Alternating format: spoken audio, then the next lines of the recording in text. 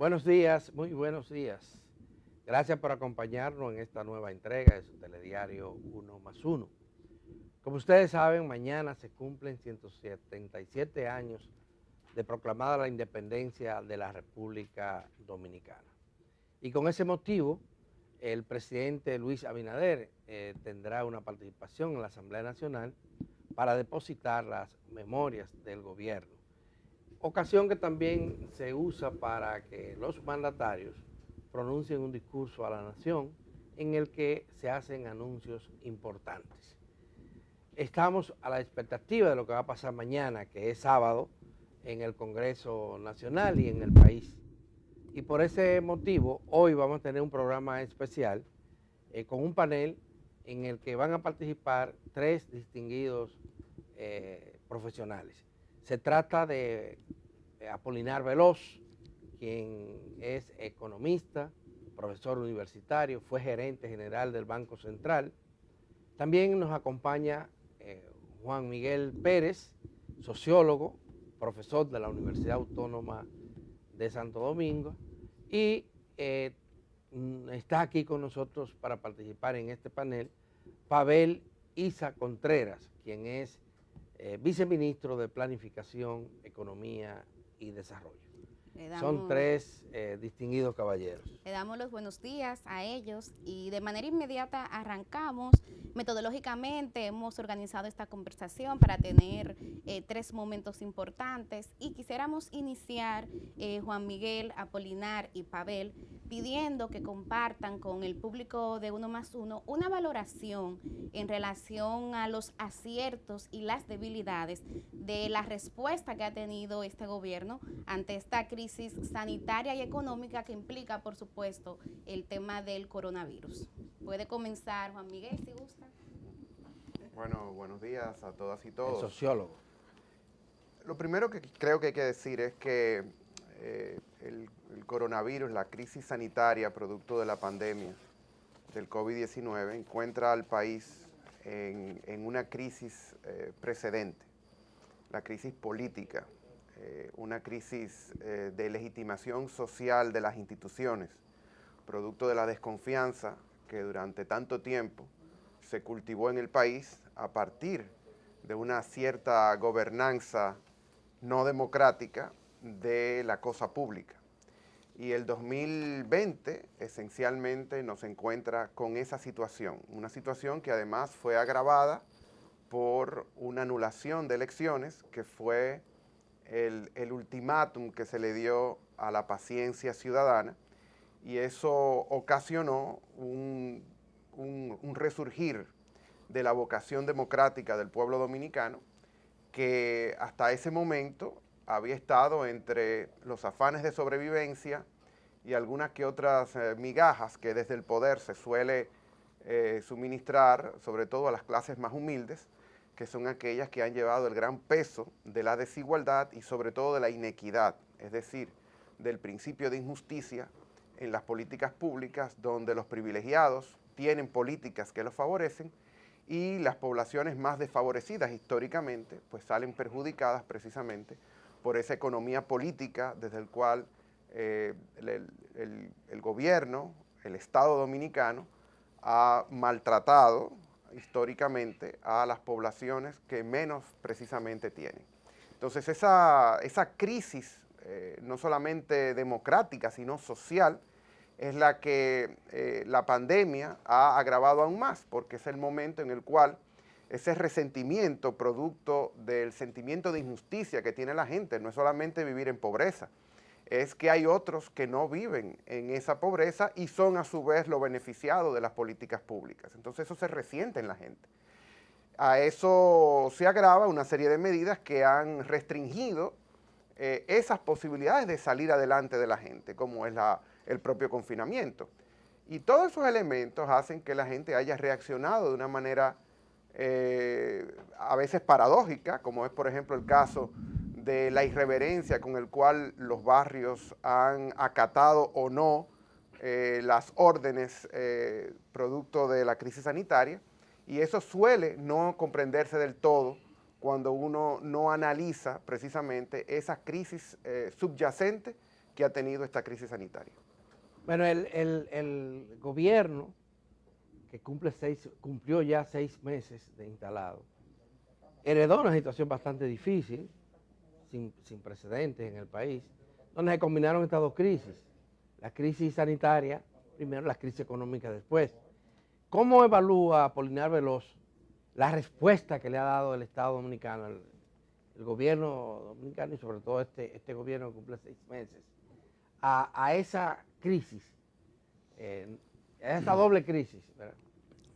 Bueno, me voy a referir a la parte económica. Yo creo que el gobierno ha continuado la misma política que el gobierno anterior, desde el punto de vista de atender a la crisis.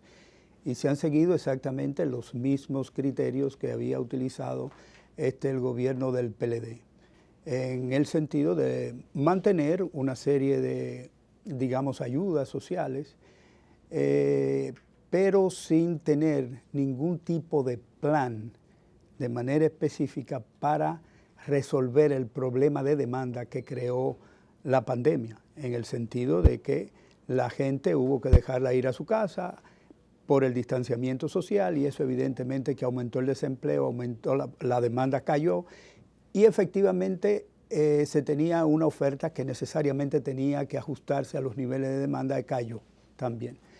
¿Cuál es el problema cuando se tiene una nueva administración y que ha habido otra que ha enfrentado la crisis y ha puesto en marcha una serie de medidas? A mí me parece que ha faltado de alguna manera propuestas frescas.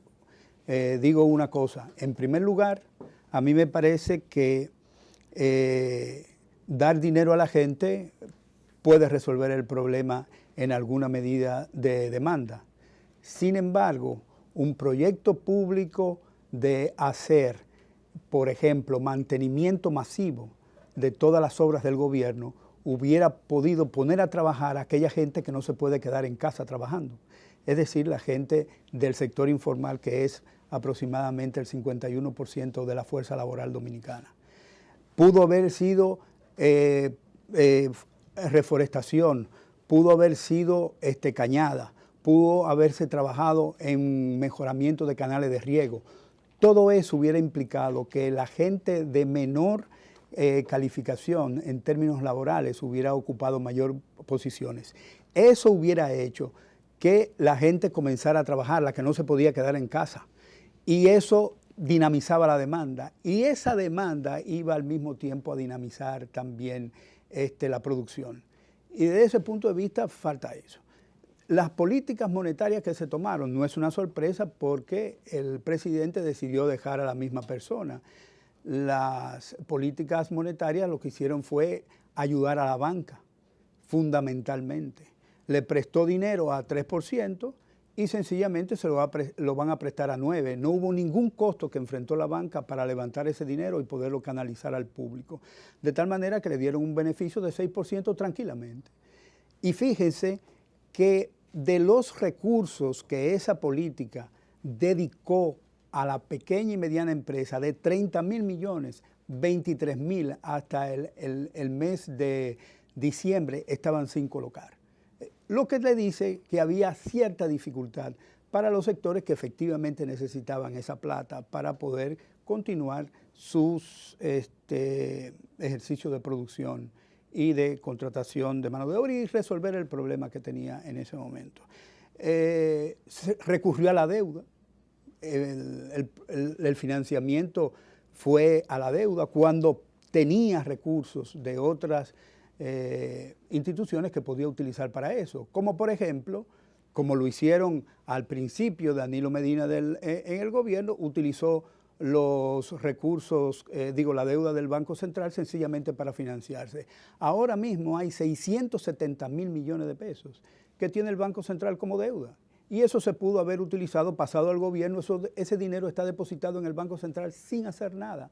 De tal manera que hubiese traspasado la deuda al gobierno, que como quiera el gobierno es que la paga, no hubiese aumentado la deuda porque eso era pasar una deuda del Banco Central al gobierno central y sencillamente tenía financiamiento para este y para el siguiente presupuesto. Pero se cogió el camino de la deuda sin tener en consideración la delicada situación que tiene la deuda. Efectivamente, cuando ya hace un par de años la economía dominicana venía desacelerándose y la tasa de crecimiento del producto se estaba colocando por debajo de la tasa de crecimiento de la tasa de interés, lo cual es un requisito para una trayectoria explosiva de la deuda pública dominicana. Además de que la deuda pública no se registra como se debe registrar. O sea, hay un montón de deuda que se está dejando de las empresas públicas, de los ayuntamientos, de las empresas autónomas y descentralizadas, que no se consideran dentro de la deuda pública. Y por eso hay una discrepancia entre los números que da, por ejemplo, el Fondo Monetario Internacional sobre el coeficiente de deuda PIB, que el que da la República Dominicana. Y hay una diferencia de 13 puntos porcentuales del producto, con lo cual te está diciendo que hay un problema ahí que justamente no se tuvo en cuenta a la hora de hacer políticas públicas para resolver el problema de la pandemia. Vamos a permitir ahora que Pavel Isa Contreras también de su perspectiva. Recuerden que estamos viendo o valorando la respuesta que ha tenido el gobierno ante esta crisis económica y sanitaria. Si pudieras también, Pavel, agregar el impacto o no que han tenido estas decisiones en la ciudadanía. Sí, yo dividiría mi respuesta en dos, lo que es la respuesta sanitaria y lo que es la respuesta, digamos, económica. En materia de respuesta sanitaria, yo creo que igual que en el resto del mundo, hubo las autoridades que toman decisiones respecto a la restricción del movimiento de las personas, se equivocaron en un primer momento. Y el resultado fue un aumento del número de contagios. Eso pasó en la República Dominicana en diciembre, enero, porque se relajaron las medidas de confinamiento hacia final de año. Eso pasó en todo el mundo. Yo creo que todo el mundo ahí se equivocó o todos los gobiernos sintieron la presión económica, social, de resistencia al confinamiento, con diferentes niveles por estrato social. Y luego tuvo que retomar las medidas de confinamiento y el resultado otra vez se volvió a ver. Bajaron los contagios. Hoy en estos días ya la tasa de positividad anda por cerca del 15%, está aproximándose gradualmente al nivel más bajo que vimos antes del pico de final de año, inicios de este año. Entonces, yo creo que hubo un momento en donde se equivocó y otro momento donde fue, digamos, ha venido corrigiendo. De hecho, cuando en las últimas medidas que fue de extender el periodo de circulación, hubo una preocupación, creo que todos nos preocupamos cuando se relajó un poco el confinamiento y sin embargo aparentemente terminó resultando cuando ampliaron el periodo de circulación y creo que movieron la hora del fin del inicio del toque de queda. Entonces yo creo que hay mucho de prueba y error en todo esto y de presión, ¿no? Entonces los gobiernos se mueven y obviamente el mundo entero, digo yo, y también creo que en la República Dominicana nos equivocamos cuando relajamos las medidas el año pasado.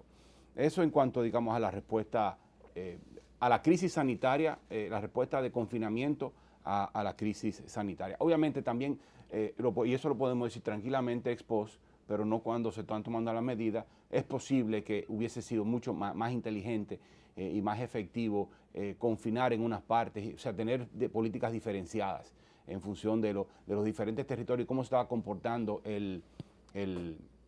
la epidemia o la pandemia en los diferentes territorios en vez de tener políticas universales. Claro, repito, eso lo podemos decir después de, pero cuando se está tomando decisiones a veces no se cuenta con la información o no se cuenta con la calma necesaria o no se tiene para hacer estas sintonías finas que pueden ayudar realmente mucho.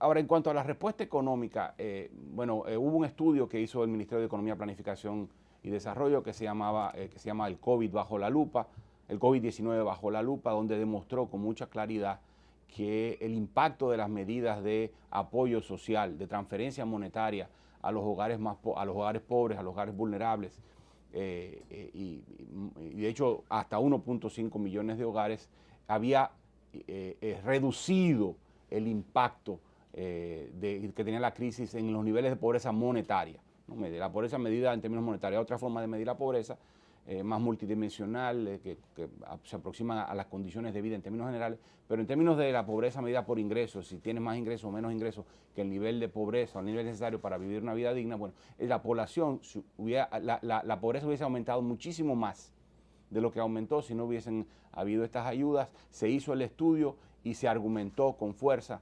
que esto había sido determinante para amortiguar el golpe sobre los hogares más pobres, y por eso el gobierno decidió, nos parece acertadamente, continuar, aunque no en la misma dimensión, varios de los programas que se impulsaron. Entonces esto ya resulta relativamente obvio. Yo creo que eso fue un acierto.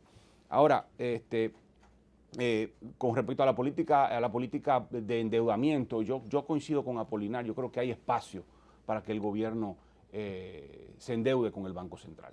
Yo creo que se puede explorar eso. Ya se hizo una vez, se puede tratar de continuar haciendo.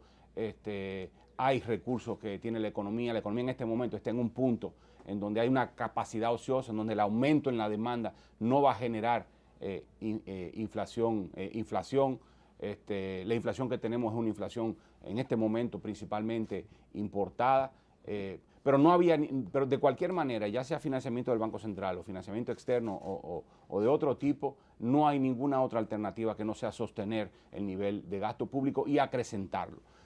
Ahora, lo que viene próximamente es un poco en la línea de lo que decía Apolinar. Este año el presupuesto público está considerando 150.000 millones de pesos en gasto de capital. El año pasado fue 100.000 millones de pesos, el año anterior por aproximadamente eso. El gasto de capital para este año presupuestado está en el equivalente al 3.2% del PIB. En promedio en los últimos 7 años había sido de 2.6% del PIB. Significa que va a haber un aumento este año del gasto de capital, de la inversión pública muy significativo. Y eso, desafortunadamente, eso no podía darse. Todavía no puede darse en este trimestre hasta que las cifras de la epidemia no cedan de manera más significativa. Yo pienso que vamos a ver una aceleración de la inversión pública a partir del segundo trimestre del año y mucho más a partir del tercer trimestre, en el segundo semestre del año, que va a generar un aumento de la demanda y una reactivación económica fuerte. Bueno, vamos a pausar para volver entonces acá y evaluemos otros elementos de la política gubernamental, especialmente el tema que tiene que ver con la lucha contra la corrupción, que es una de las grandes preocupaciones de este país. Así que Apolinar Veloz, Juan Miguel Pérez y Pavel Isa, permítanos hacer esta pausa y volvemos inmediatamente. Y a ustedes, sigan ahí, que lo bueno todavía no ha pasado.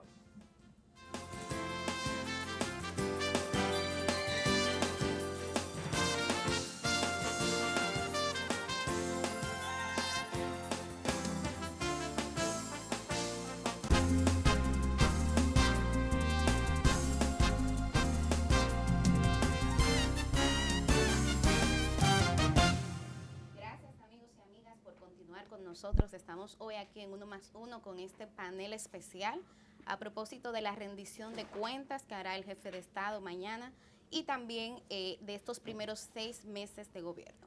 En el bloque anterior hablamos de retos en materia económica, pasamos balance también al manejo de la pandemia, pero ahora quisiéramos poner sobre la mesa a nuestros invitados Juan Miguel Pérez, Apolinar Veloz y Pavel Isa Contreras un tema que llama la atención de la ciudadanía y que definitivamente también ha marcado la agenda de estos primeros meses de gobierno. Nos referimos a la lucha contra la corrupción y la impunidad. Y por el tema le va a tocar nueva vez iniciar esta ronda al sociólogo Juan Miguel Pérez. Bueno, realmente ese fuego democrático con el cual la ciudadanía esperó el nuevo gobierno que se instaló el 16 de agosto pasado, en realidad la principal consigna que extrajo de la Plaza de la Bandera, de la Marcha Verde, de todas las movilizaciones ciudadanas. De las cadenas humanas. Que se dieron aquí, sí, exactamente, y más atrás todavía. Pues fue precisamente el tema de la impunidad histórica que ha prevalecido en los sectores de poder de República Dominicana, amparada precisamente por ese poder que tenía el designio y control de las instituciones judiciales de nuestro país. Y esa impunidad histórica tiene dos dimensiones. Está la impunidad a la corrupción administrativa y hay otra impunidad que me voy a referir en un momentito, que es la impunidad de la desigualdad social, que no tiene nada de fatalidad en este país. La impunidad a la corrupción administrativa fue el principal eslogan de la Plaza de la Bandera, de esta nueva juventud.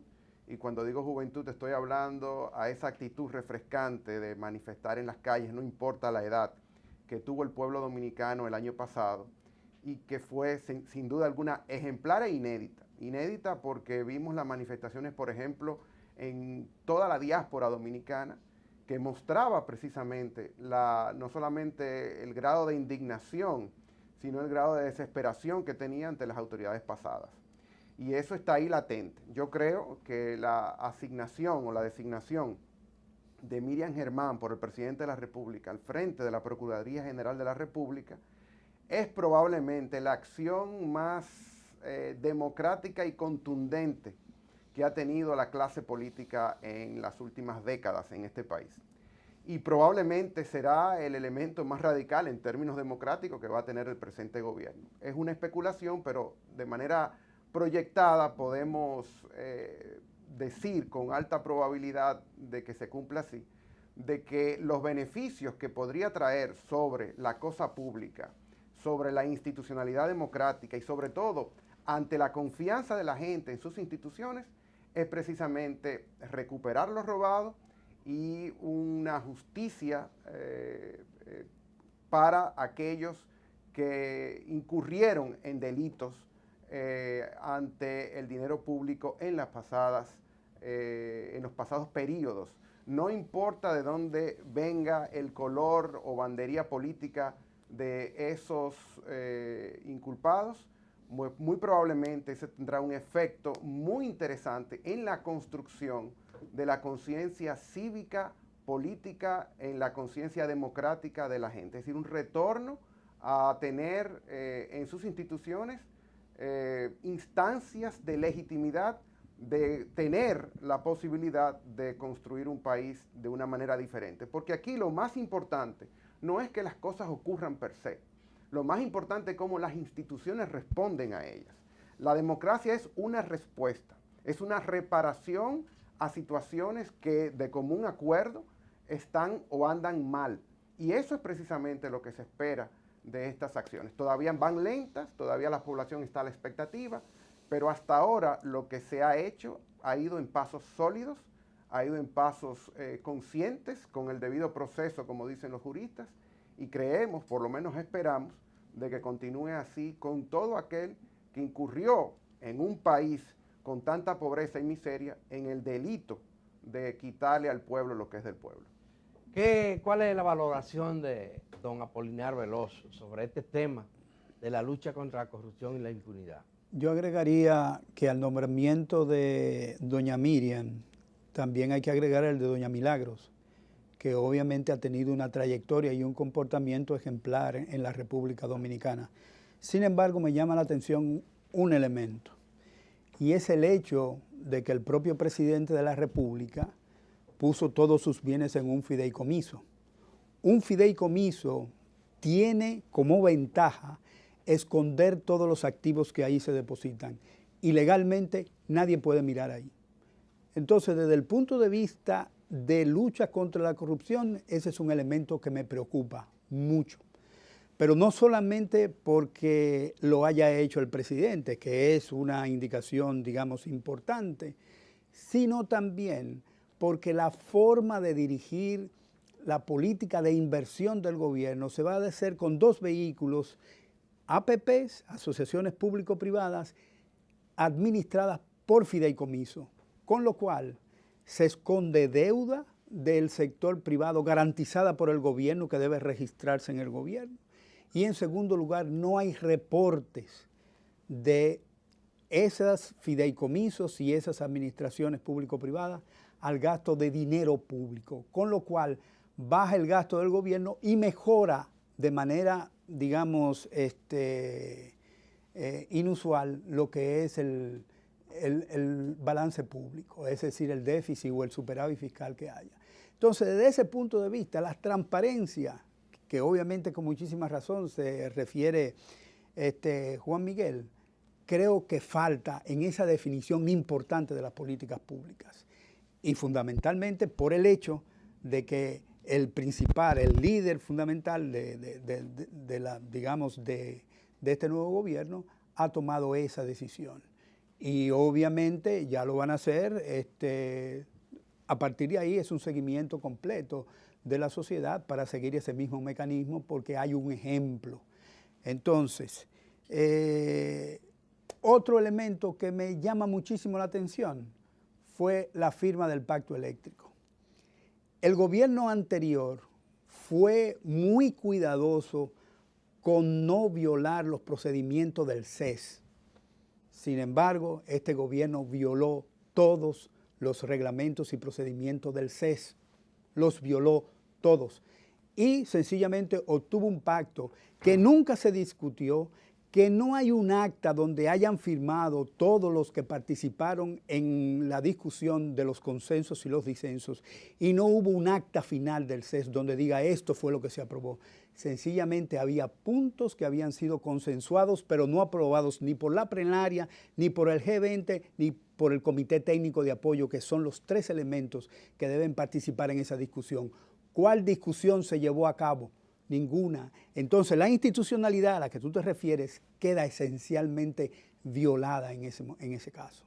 Entonces, si estamos hablando de la democracia y fundamentalmente la democracia que está fundamentada en instituciones e instituciones para proteger los derechos, esos derechos han sido vulnerados. Y por esa razón, la Universidad Autónoma de Santo Domingo y las, digamos, veintena de instituciones de la sociedad civil no apoyaron ese pacto porque se violó la institucionalidad. Vamos a hablar con Paveliza Contreras el balance, Pavel, la perspectiva que puedas hacer de la respuesta que se está dando en materia de corrupción y de impunidad, y siguiendo la línea en la que iba Apolinar Veloz, ¿qué pasa o qué ha pasado, cómo ha sido el manejo cuando hay casos que no solamente comprometen a las autoridades pasadas, sino algunos escándalos que estamos viendo, aunque en honor a la verdad algunos no tan significantes, que tienen que ver con el comportamiento de los mismos funcionarios y funcionarias actuales? Mira, yo coincido con Apolinar y con Juan Miguel respecto a que el haber designado a una procuradora independiente y en general un cuerpo del Ministerio Público Independiente es un enorme activo para el Estado en general, pero para el gobierno en particular. Eso le da un colchón de legitimidad, de credibilidad envidiable, ¿no? Y yo creo que si en una crisis como la que se está viviendo ahora, el gobierno, digamos, tiene un buen nivel de aceptación, no se ha desatado una crisis de gobernabilidad, de protestas, de intranquilidad, mucho tiene que ver con lo que percibe es la postura, la actitud respecto a los temas de corrupción y de impunidad. Y yo creo que esto va a ser un tema clave a largo plazo y en todo el tránsito del gobierno. Yo creo que es lo que pretende marcar la diferencia fundamental de esta gestión respecto a gestiones anteriores. Y eso es muy valorado, como ya ha dicho Juan Miguel. Yo creo que la gente quiere que su dinero sea resguardado, sea protegido y sea invertido en cosas que realmente valgan la pena. Y pienso que hay que la población percibe que hay una actitud en esa dirección. Por supuesto, hay un sistema político contra el cual hay que luchar de alguna manera, ¿no? Porque hay una cultura política, hay una forma de funcionamiento que hay que vencer para darle sostenibilidad a esto. Otro tema relevante es que esta es la única manera, la única vía. A ver, antes que eso, debo decir, perdón, yo creo que eso es insuficiente. No solo se trata de tener un Ministerio Público independiente, hay que tener una gestión transparente. No solo porque hay una amenaza real de sanción sino porque eso es lo que le puede dar a este gobierno la legitimidad necesaria para moverse en materia de un conjunto de reformas, y me estoy refiriendo particularmente a la reforma fiscal.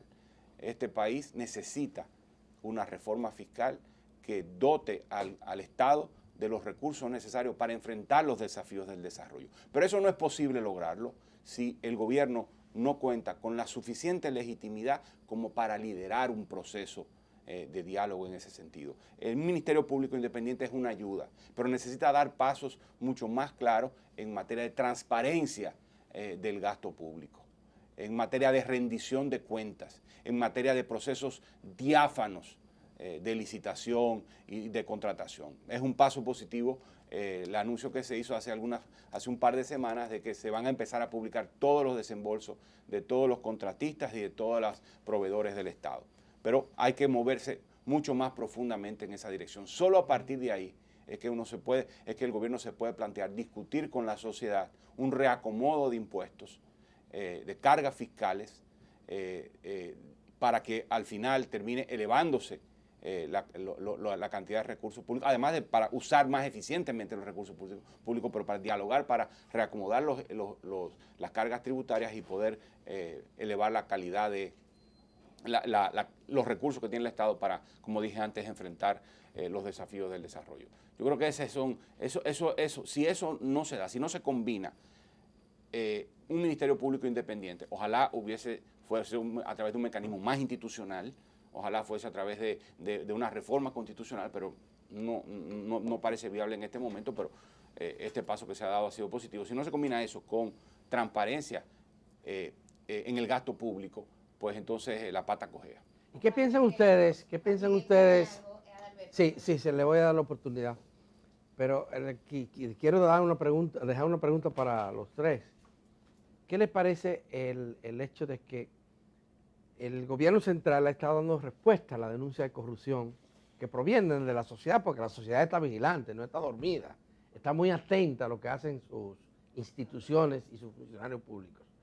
Pero aparentemente hay una contradicción entre lo que está haciendo el gobierno central, o un divorcio, y lo que hacen otras instancias del Estado, como es el tema de la Cámara de Cuentas, como es el tema del Congreso Nacional, que persiste en defender una serie de privilegios irritantes e ilegales, muchos de ellos.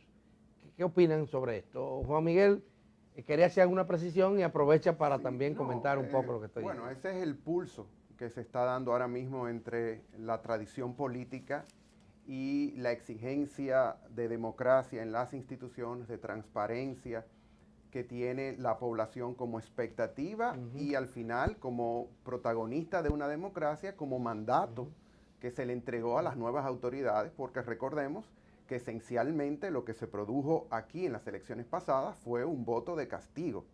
Y como las instituciones de nuestro país son muy rígidas, pues había un partido que se benefició y un liderazgo que se benefició de ese voto de castigo. Y un voto muy claro en términos de las formas en cómo se maneja el dinero público, en cómo se maneja el poder, en cómo se distribuyen las riquezas de este país. Y yo me quiero referir precisamente a esa segunda parte de impunidad que corrompe las instituciones en nuestro país, y es el tema de la inequidad. Es decir, no es solamente un problema en términos de corrupción administrativa, es también que hay corrupción por esa omnipresencia y sobrerepresentación de los poderes económicos en las decisiones públicas de este país. Y yo quiero enganchar con lo que decía Apolinar a propósito de lo que pasó ayer. Nuevamente la República agripinista, esa democracia de los poderosos, donde los acuerdos se hacen en aposentos, lejos de la transparencia, lejos de las expectativas, lejos del interés del bien común, del interés general, etcétera, etcétera, se reitera nueva vez. Y este es un gobierno que tiene que tener muy en cuenta eso, porque provienen de situaciones muy complicadas en el plano político, con expectativas que están ahí, y sobre todo con una composición en el tren gubernamental muy cercana precisamente a ese poder económico. Entonces aquí, como decía Pavel, estamos a la expectativa, por ejemplo, de romper con esa corrupción que está consagrada incluso en la Constitución los elementos de dignidad para la gente, los elementos de igualdad y de libertad real para poder construir por canales decentes una vida digna para ellos. Y eso está ahí pendiente. Y esa corrupción que se produce cuando los poderes económicos tienen más poder que el propio poder político y ese poder político capitula o sucumbe ante esos poderes económicos, como por ejemplo el caso de ayer. O sea, recordemos que en el tren gubernamental existen personas muy vinculadas al negocio de la energía eléctrica en este país. Y fueron precisamente esos que acompañaban ayer al presidente de la República en la firma de ese pacto. Un pacto que además de la exclusión del sector social, también tiene otras capitulaciones que lamentablemente, incluso muy cercanas a este programa, que el pueblo dominicano esperaba otro tipo de actitudes, pero parece que se reproduce nuevamente la tradición de esa república agripinista que maneja la cosa pública entre amigos, entre socios y entre aliados de diferentes índoles. ¿Cuál de los dos quiere continuar? Mira, yo quiero, digamos, enfatizar en lo que planteó Juan Miguel sobre la institucionalidad y la participación del sector privado. Yo creo que los gobiernos en el capitalismo, generalmente los gobiernos son una antesala de la discusión de sus problemas y de la resolución de los mismos. Sin embargo, en esta administración ya no se trata de la antesala. El sector privado está en el aposento. El sector privado es quien detalla las políticas públicas y fundamentales de esta administración, de tal manera que no se ventila en ese diseño el bienestar público, porque eso lo hacía el gobierno y el gobierno renunció a eso. Entonces, desde ese punto de vista, yo creo que de más en más esas políticas van a ser políticas que van a dañar y a vulnerar a la mayoría de la gente, porque lo que busca el sector privado es beneficios, no importa cómo, beneficios. Entonces, el gobierno va a estar minimizado en su persecución del bienestar de la sociedad. Y esa lucha, por razones políticas, no se va a verificar. Sencillamente, el gobierno abdicó ante el sector privado dominicano. Yo creo que no hay una señal tan clara en ninguna otra parte del hemisferio, pienso yo, de que un gobierno esté dirigido por actores del sector privado que hacen política económica. Eso es impresionante. Balaguer, que era un gobierno corrupto, que todo el mundo lo sabe, y que publicaba la lista de los gastos, todo el mundo lo sabe. Sin embargo, nunca tuvo sentado en el Palacio Nacional. Eran otros tiempos. Eran otros tiempos, pero también pudo haberlo hecho, porque no dejó de beneficiar a esa gente, pero no lo sentó en el Palacio. Entonces, las políticas públicas tienen ese sesgo. La percepción que va a tener la población es sencillamente que no es el gobierno que yo elegí que está haciendo políticas, sino es el gabinete que eligió el gobierno para hacer política y sobre todo que ha creado gabinetes aledaños, o sea, el gabinete eléctrico, el gabinete de allí, el sector turismo, etcétera, etcétera. Entonces, nosotros tenemos ese problema y ojalá, aunque pienso que es difícil, que el gobierno se dé cuenta de que tiene un fardo pesado para hacer políticas públicas que beneficien a toda la gente, teniendo al sector privado haciendo las políticas públicas de este país. Don Pavel. Yo pienso que lo que tú preguntabas sobre el tema de Cámara de Cuentas, el Congreso, yo creo que la percepción que hay es que la Cámara de Cuentas era parte del problema, ¿no? Que era parte del entramado de corrupción y de impunidad, y lo que hizo el Ministerio Público fue actuar contra uno de esos elementos. Y yo creo que también en el Congreso habrá que vencer resistencia. Y yo tengo una impresión, digamos, más optimista. Yo creo que la ola contra la corrupción y la impunidad es una ola que está allí, que está latente, que le ha dado, digamos, un espacio al gobierno, pero que va a seguir presionando, va a seguir empujando y el gobierno va a reaccionar en esa dirección. Ya se aprendió de que esa ola se llevó a un gobierno.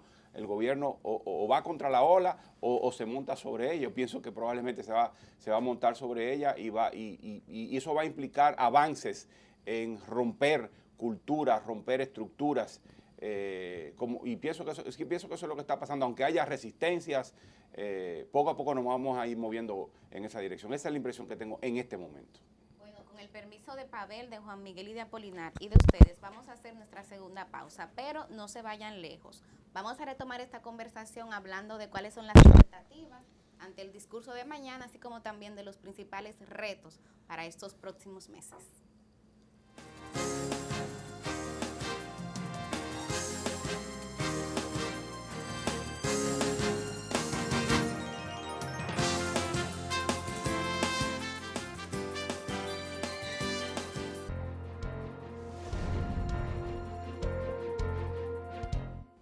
Bueno, vamos a entrar a la tercera y última ronda de esta interesante conversación que estamos obteniendo con tres distinguidos profesionales de las ciencias sociales. Se trata de Pavel Isa Contreras, quien es viceministro de Economía, Planificación y Desarrollo, Juan Miguel Pérez, profesor de la Universidad Autónoma de Santo Domingo, sociólogo, y nuestro queridísimo Apolinar Veloz, ex gerente general del Banco Central, profesor universitario, investigador. Mañana va a hablar el presidente de la República y estamos de cara a los retos que en materia económica y en materia política tiene la sociedad dominicana. ¿Qué se espera que diga el presidente en ese sentido? Hasta ahora estos 6 meses le han servido para manejar una crisis que la heredó, la encontró, sanitaria y económica, pero ya se habla de que la crisis va cediendo, la crisis sanitaria, y que en consecuencia hay que encaminar el país por nuevos rumbos. ¿Qué ustedes esperan? ¿Qué piensan de esto? Ahora vamos a comenzar con Pavel y luego seguimos con los dos restantes. Sí, gracias. Mira, yo pienso que en materia económica este año va a haber quizás preferirme primero al discurso, a lo que yo esperaría, digamos, del discurso del presidente. El presidente va a hablar del estado de situación en que encontró el país, especialmente en términos de la pandemia, pero al mismo tiempo en términos de las finanzas públicas, y en términos institucionales. Esos tres, yo creo que le va a sacar, provecho a esos tres filones, ¿no? Finanzas públicas, epidemia y el tema de las instituciones. Pero obviamente probablemente va a hablar en términos positivos y diría que en dos sentidos. Primero, una transformación institucional basado a partir de esa cama que le sirve a un Ministerio Público independiente y de quizás un conjunto de reformas en pro de la transparencia que fortalecerían la legitimidad del Estado. Y luego va a hablar del tema de la recuperación económica, de la actividad y de los empleos. Y yo creo que lo que veremos en los próximos meses va a ser eso. Yo pienso que los efectos de la epidemia van a seguirse sintiendo hasta entrado el segundo trimestre del año, pero que a partir de ahí veremos una incidencia mucho menor en la medida en que la vacunación aquí y en el resto del mundo va logrando ser efectiva. Sabemos que esto es muy gradual, a cuentagotas, pero creo que va a tomar cuerpo en los próximos meses. Y en materia de pública, lo que vamos a ver, como dije al principio del programa, va a ser una aceleración fuerte de la inversión pública. Estamos hablando de un nivel de inversión pública bastante alto, ¿no? Este año que viene el gasto de capital va a ser un 50% más elevado que los 2 años anteriores. Eso promete una aceleración del crecimiento. Va a haber mucho esfuerzo en el área de construcción. Yo creo que el desafío va a estar en dos sentidos. Uno, cómo lograr que esa recuperación sea territorialmente más equilibrada y no sigamos concentrando todo el esfuerzo y toda la actividad económica en 2 o 3 grandes polos urbanos y zonas aledañas, y cómo al mismo tiempo recuperar el tejido productivo destruido por la epidemia, la pequeña empresa, la microempresa, que es obviamente fue la más vulnerable y fue digamos, la que más sufrió, no tanto en términos de empleo, pero sí en términos de ingresos. porque la evidencia lo que dice es que aunque los empleos mismos se perdieron en el sector formal, el golpe que sintió el trabajo informal fue en los ingresos. Entonces, ¿cómo podemos, y fue muy, muy severo, cómo podemos reconstituir ese tejido productivo dañado como resultado de la epidemia? Entonces, no se tratará, entiendo yo, solo de gastar para recuperar el nivel agregado de la economía e invertir, que no solo van a ser APP o no solo van a ser temas de fideicomiso. Yo creo que el gasto público mismo va a tener mucho mayor peso que los proyectos APP. Los proyectos APP van a tardar tiempo. De hecho, yo diría que no vamos a sentir ningún efecto del proyecto APP este año, sino quizás el año que viene. A propósito de eso que mencionas, Pavel, nos gustaría tener la perspectiva de Apolinar y de Juan Miguel. Si pudieran ya ir resumiendo, porque el tiempo lamentablemente es un dictador. Don Apolinar. El problema del gasto público dominicano es que no tiene un impacto tan positivo como uno espera en la economía dominicana.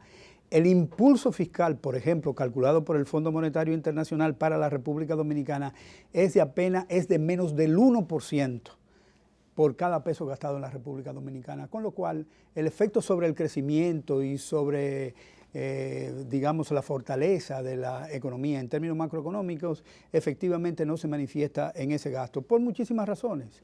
Eso es lo primero.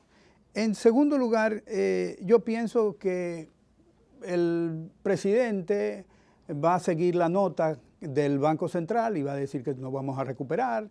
El Banco Central proyecta, y es un buen deseo, que vamos a crecer un 6%, que justamente es lo que necesita para crecer alrededor de 1,0 en el año que viene. Entonces va a decir que nos vamos a recuperar, que tenemos perspectivas muy buenas, etcétera, etcétera. Sin embargo, hay una serie de elementos que ensombrecen ese panorama que probablemente pueda pintar el presidente. Los precios del petróleo, por un lado. La República Dominicana tuvo casi superávit en la cuenta corriente cuando los precios del petróleo bajaron, ¿no? Y prácticamente fue una de las señales que exhibió el Banco Central con mayor ahínco, enfatizó mucho en eso. Ahora no se enfatiza porque los precios van para arriba.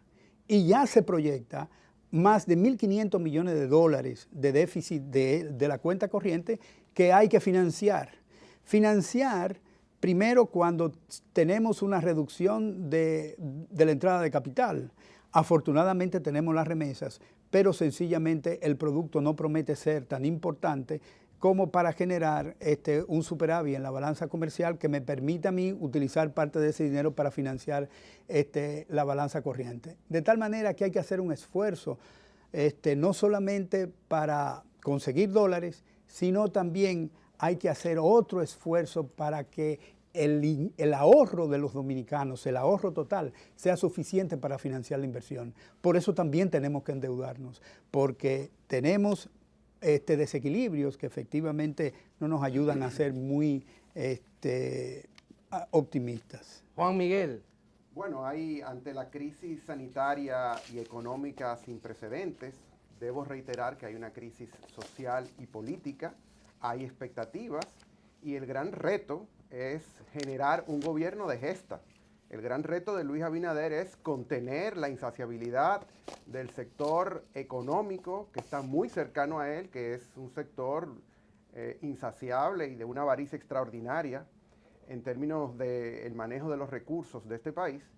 Y por otro lado, satisfacer la sed de justicia del pueblo dominicano, de justicia social. Y eso, sin duda alguna, son elementos que son retos importantes que tiene el presente gobierno y, sin duda alguna, los más importantes y los más esperados que tiene esta administración. Yo creo que está ahí el pulso, como decía anteriormente, entre esa vieja política. Ayer yo veía una imagen en esa reunión de Palacio que yo creo que resumen esa tensión que existe. Estaba sentado uno al lado de otro. Estaba Miguel Vargas por un lado y Miguel Seara por otro. Yo creo que las ideas progresistas de este gobierno están precisamente en ese Ministerio de Economía. Ojalá que no quede como un gueto y ojalá que esas ideas puedan irrigarse porque este país necesita reestructurar la forma en la que se redistribuyen los recursos, lograr mayor equidad para entonces lograr confianza y una activación no solamente de la economía como tal, sino de el propio sentimiento ciudadano de la gente de pertenecer a una comunidad igual para todos y no solamente para un grupito. He dicho porque se nos ha terminado el tiempo. Muchísimas gracias y una buena manera de terminar este programa. Gracias a ustedes tres por haber tenido la gran amabilidad de venir aquí tempranito a compartir con nuestra audiencia sus ideas sobre este tema tan importante. Mañana, como ya habíamos dicho, se cumplen 177 años de la independencia nacional y vamos a estar de fiesta el día de mañana. Hay que escuchar el discurso del presidente y esperar buenas nuevas, aunque en medio de esta situación en que estamos. Gracias a ustedes, amigas y amigos televidentes, por acompañarnos y será hasta el lunes cuando estaremos de nuevo con ustedes aquí en otra entrega de su telediario 1+1.